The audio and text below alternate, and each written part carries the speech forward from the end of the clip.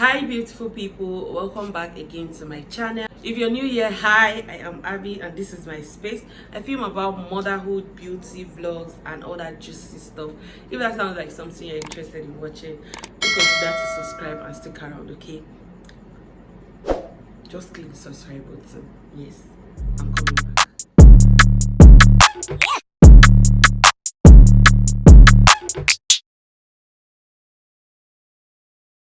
So in today's video, I'm going to be telling you guys things I wish I knew before I got married.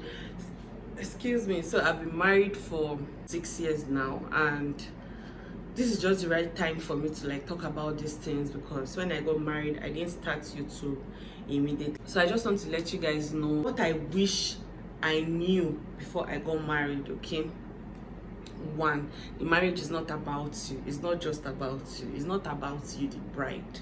It's not all about your wants. It's more about your needs, meeting your needs. Okay, so I thought it was just me and all, but now that I've grown into the marriage and all, I've seen that it is more about me and my partner. That's me and my husband, what we want to achieve together, what we want to do together, things like praying, going through life together, obviously. So that is what I didn't know, that marriage was not just about me. I have my partner to think about, and we have things we want to do together. So I really didn't know about that part of marriage, okay, and nobody told me, so I learned on the job. Number two is going to be, people are going to pressure you to have a child. Please excuse any noise you hear apart from my voice. People are going to pressure you to have a child. Like, I didn't even know that it's not going to come from, I can't say, but mine didn't come from my immediate family. It didn't come from my husband's side. It was just people outside that were just putting pressure on me. Like, the first year I got married, I was already getting comments like, "You're getting too fat. Is it that you're pregnant? Won't you get pregnant again?" In fact, I stopped talking to one of my friends because she was just prognosing into my life, because she was lucky enough to get married and alongside I got pregnant and she had a child. And the next thing was just, okay, now you have passed one exam and me, I'm still behind. You now feel like you're the good lecturer to come and advise me, like, okay, yeah, like why? So she just came and told me, how far, what are you doing, you've not taken in, it's almost a year plus. Like, people will pressure you to have a child, but baby, but beautiful girl, please don't allow their talk get into your head, because the moment you allow such, you lose it. You start putting yourself under unnecessary pressure. So I felt that in my early, this earring always embarrasses me. So I felt that in the early days of my marriage, like in the early days of me getting married, I experienced all that. Number three, it's okay for you guys to fight. Like, oh my god, when I got married, the first year, they say the first year is time for you guys to bond and know each other better. See, it's a different ball game when you guys are dating. That's a different ball game.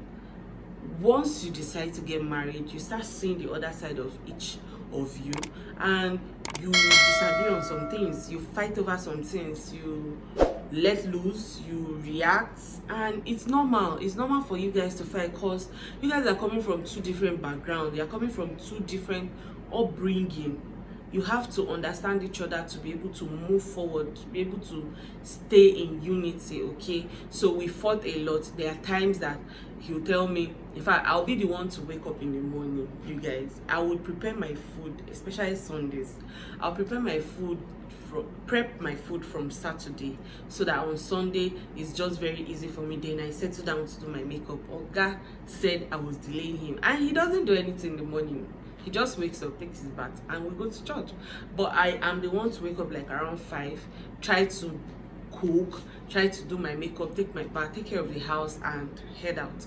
But there was this certain one that I couldn't even take it. Like, I got angry. I didn't go to church that day. I allowed him leave. He went to church and it was hell. Like, I was so mad because I tried everything to make sure that everything was ready and I was not going to go to church late. And see, let me tell you guys, for us to have peace in the home, I decided on my own that I won't do makeup to church. If I do makeup, it's just me just feeling like doing it. But I barely do makeup to church. If you know me, if you've seen my Sunday vlogs, you see that I don't do makeup to church. I just decided on my own because I don't want stress. That is fights in marriage, and you have to compromise. You have to settle it so that you guys can grow in peace. So yeah, I just decided on my own. He didn't say I should stop doing makeup, but I decided on my own that I was not going to do. I want peace. I don't like violence. I want peace. So I decided on my own that Sundays I won't do makeup to church.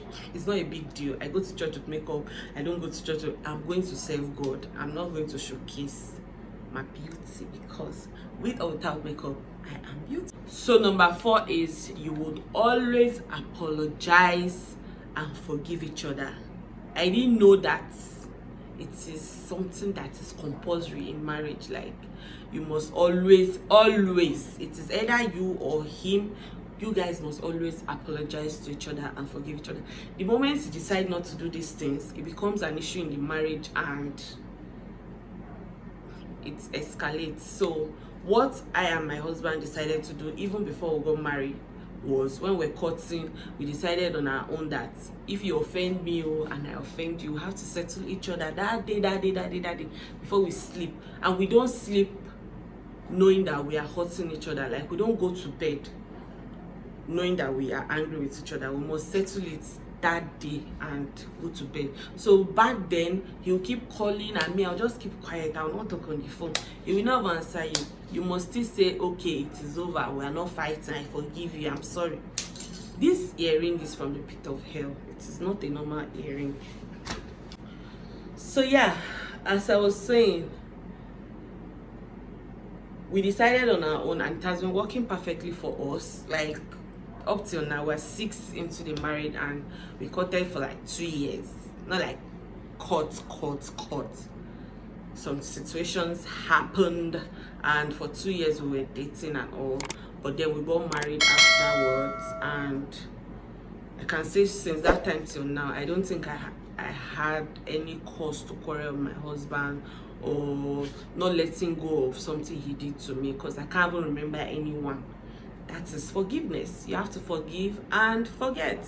So yeah, I didn't know that part was important in marriage, but then now that I've grown into the marriage, I now understand better. 5, you're not just marrying your husband. You're not just marrying your husband, you're marrying his family members. And even if I had a little bit of that, like I've heard it, that when you are getting married, or no be just your husband you dey marry, and marrying his family members, I didn't know what it meant until I got married. So let me give you guys a little backstory. So after my wedding, after the reception, I was supposed to go to my husband's house, because it is a tradition from where I'm coming from that after your wedding, you move your things to your husband's house. In fact, after the reception, you can't go back to your father's house again. Yes, go ask anywhere. You can't go back to your father's house. You are now your husband's property. So I decided to move into my husband's house, and I forgot some things in my parents' house, and where we were, it was not far from each other. Like, I can take a bike of 15 naira and just quickly rush home, pick what I wanted to pick and go back. But it didn't occur to me that I was married, so I just ran out of the house. We're supposed to go to the village, so I wanted to just quickly pick some outfits to wear, and my father-in-law just popped up and said, "Where are you going to?" I said, "I want to go home. I want to go and carry some clothes." He said, "No, you can't go anywhere. Your friends should do that for you. You are married. You cannot go back to your father's house." I cried. I wept. Like, I officially realized that this minute, this moment, I am married to another person and I am in a new family. Like, you have to learn the ways of this family. You have to adapt to their kind of lifestyle, because they are going to be there for a long time. And I was like, oh my God. My dad called and heard me crying, and he was just like, "What did they do to you?" I cried. But then now I understand these people, and I know that it's not just my husband I'm marrying all his family members, meaning you should make peace with almost everybody if you can.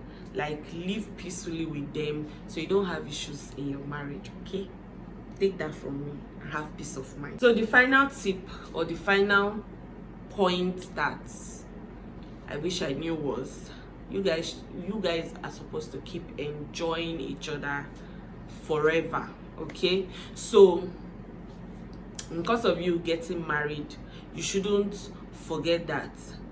You shouldn't forget all the things you guys were doing when you were dating and all. If you go out, just make sure you enjoy the moment, the time you could spend at the restaurant, if it's holiday, whatever you guys used to do, just continue doing it, because you guys are stuck to each other forever.